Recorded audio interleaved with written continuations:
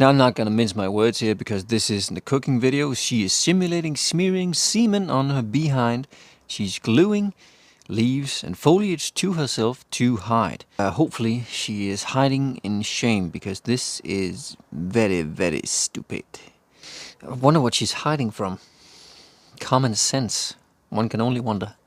Now, instead of that bovine fecal matter, learn how to make pegs with just a knife. And luckily, I have a video on that. Check it out.